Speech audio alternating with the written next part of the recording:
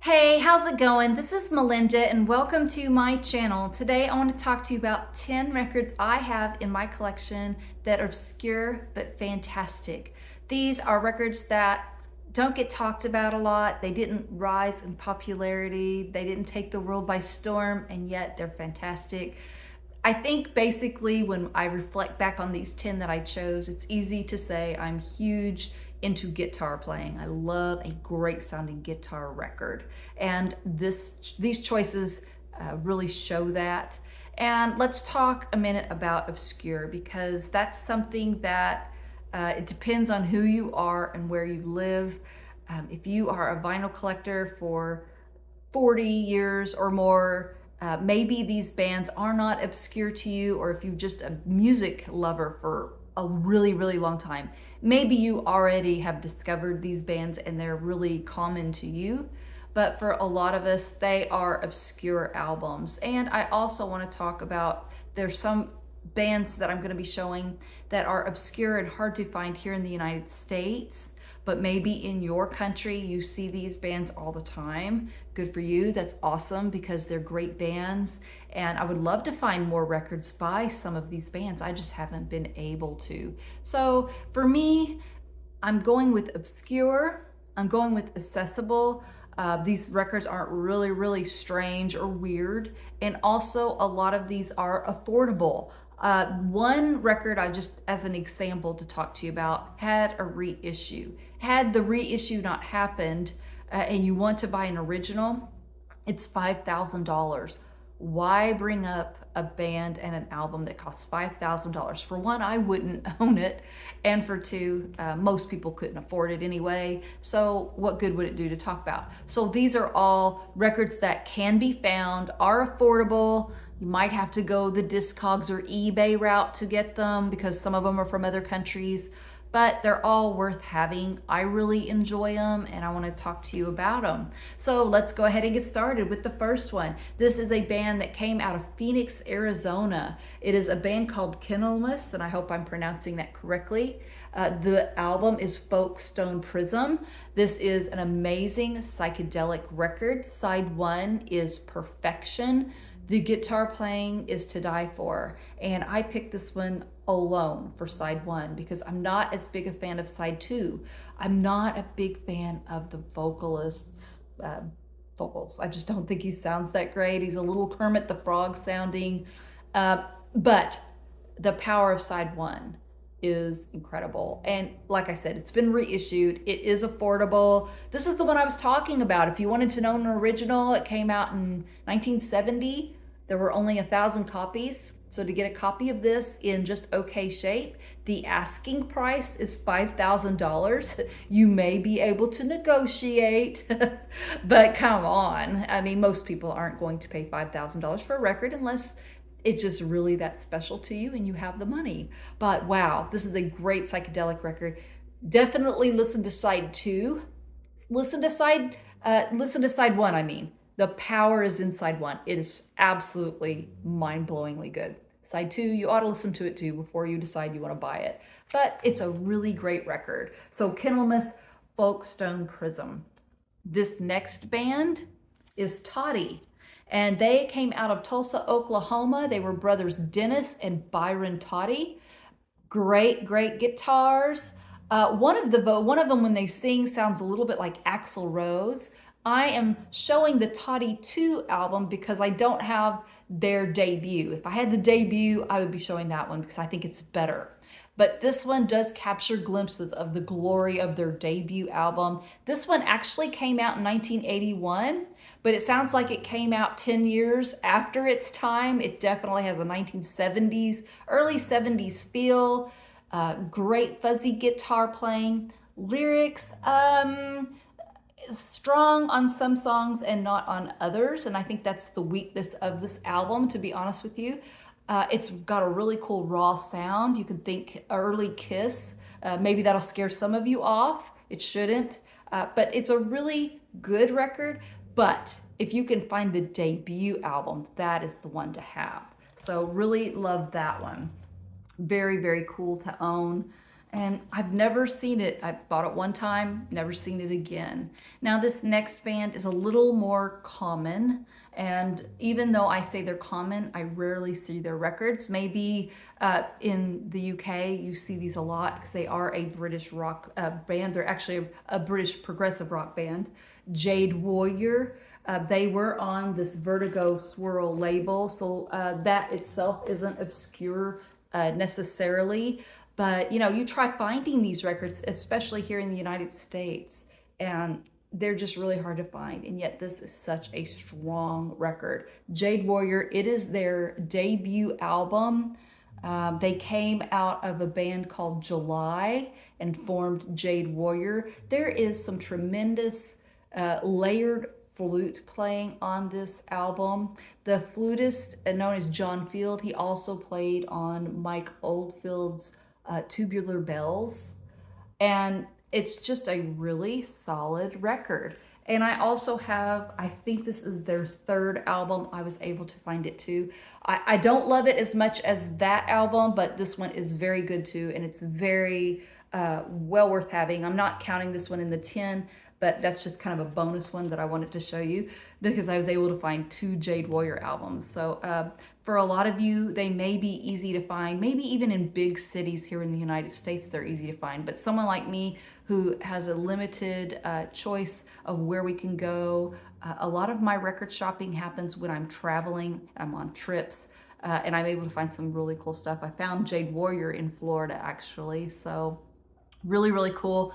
This next record was extremely obscure, and now it is not, thanks to Noble Records. And this is also available for sale definitely at Riverbend Records. So it's Farm, and this is a very cool band. They have a top guitar heavy jammer, blues rock. They are really great. They have dual guitar playing, and you know, think the Allman Brothers. I really like them because they've got a little bit of a fuzz guitar sound to them, but they also are bluesy. One of the songs on here, Let That Boy Boogie, it's like a southern rock sound. They came out of Illinois, and you will never find one of their originals. And if you did, open your wallets and dig deep because it was very, very expensive. So I love that we now have this reissue. So I'm able to enjoy this record too. And this is the Noble Records exclusive on yellow vinyl. There are some black vinyl versions I know that have, as of recently, been available at Riverbend Records, Billy Hurst's store in St. Louis. So if you're interested in giving this one a listen, it's definitely very cool to have something so obscure that has been reissued, and I really enjoy that record. This next one, I am kind of embarrassed to show you the album cover, you all, but this is a hard record to find. If you find it in clean condition, it's pretty expensive. Now there has been some reissues of it, but this was given to me for free, and I think it sounds really good, and the vinyl sounds good, so I haven't replaced it.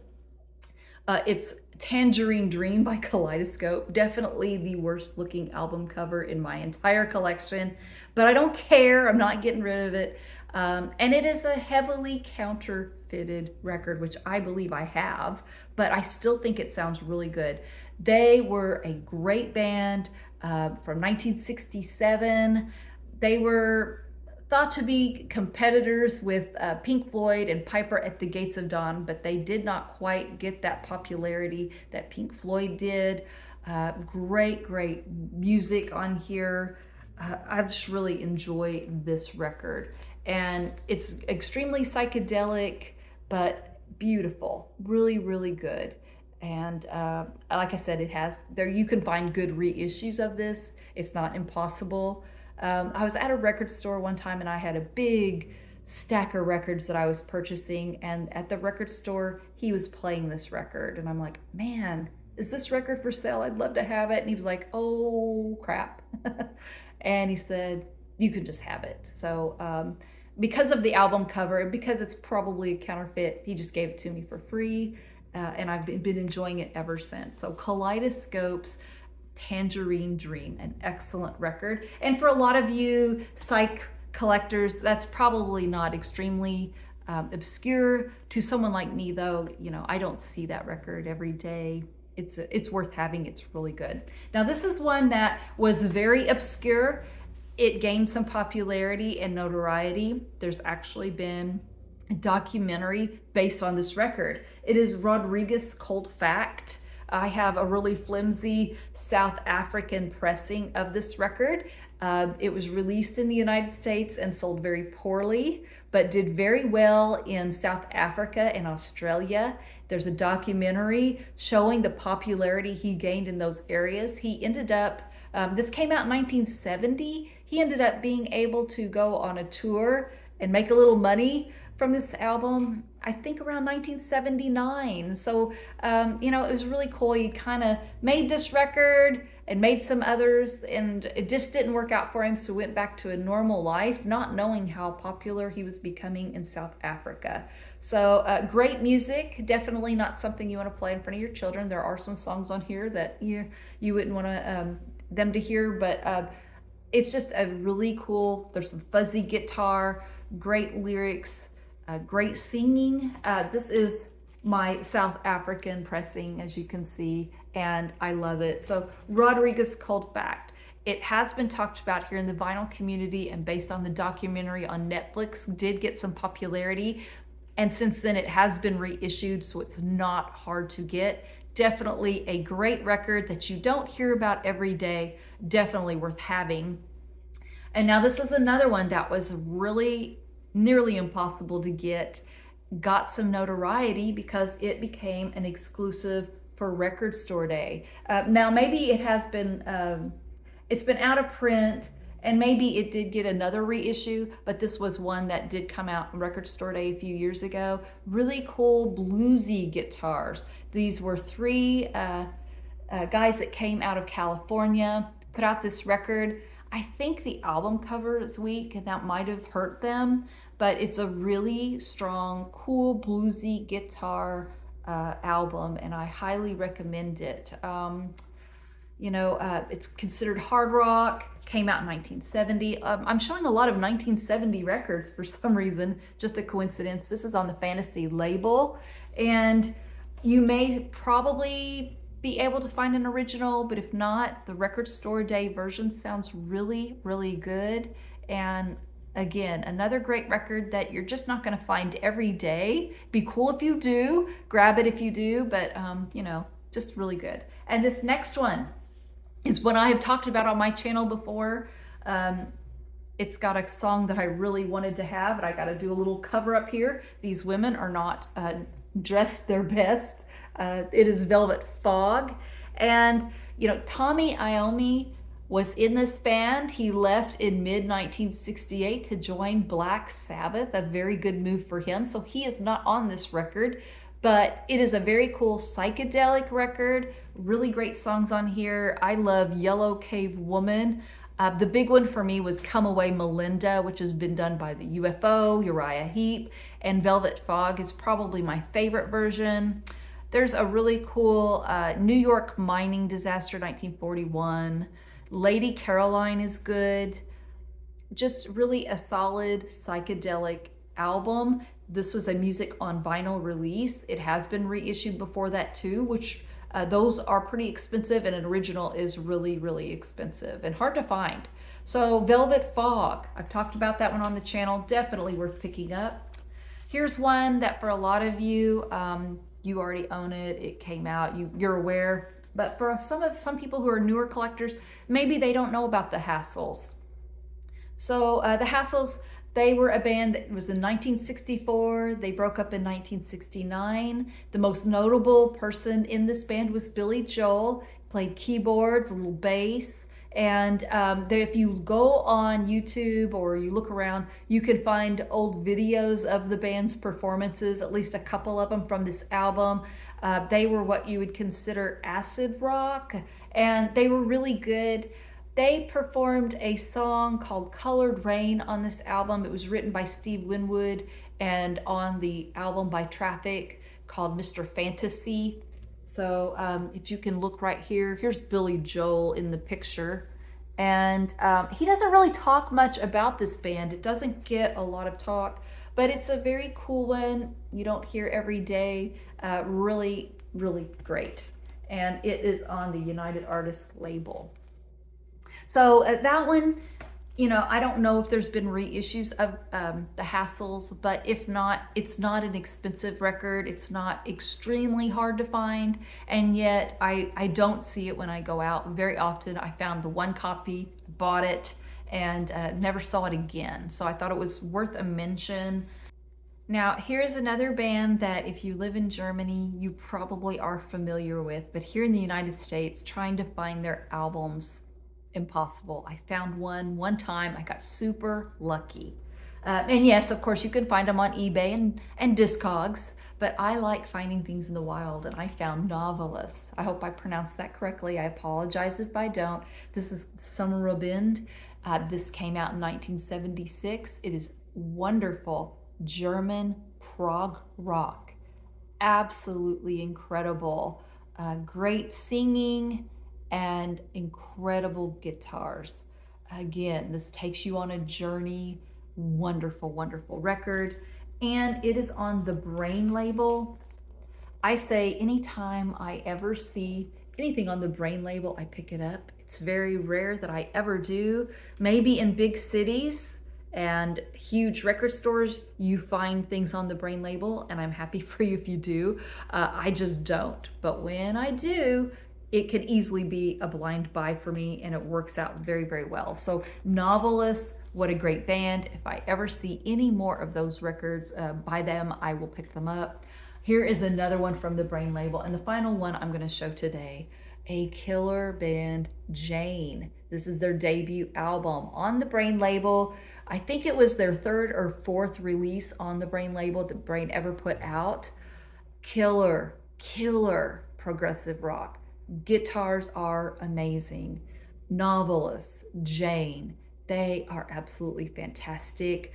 The records are affordable.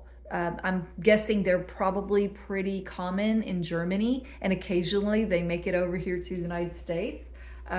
Just wonderful. So this is a 1974 pressing that I have. I don't have an original, but wow, absolutely stunning music.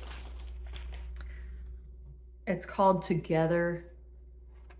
I highly recommend it, and absolutely incredible. So those are 10 records that are obscure, and yet you can find. The records are affordable. I highly recommend you giving them a listen if you're interested before you make a decision on buying any of them, but they're really wonderful. If you are familiar with any of these bands, let me know in the comments. I'm open to suggestions. Love hearing about new bands. If you enjoyed this video, please subscribe to my channel and please hit the like button. You can hit the notification bell so you don't miss any of my videos. And thank you so much for watching. I will see you next time. Take care. Bye-bye.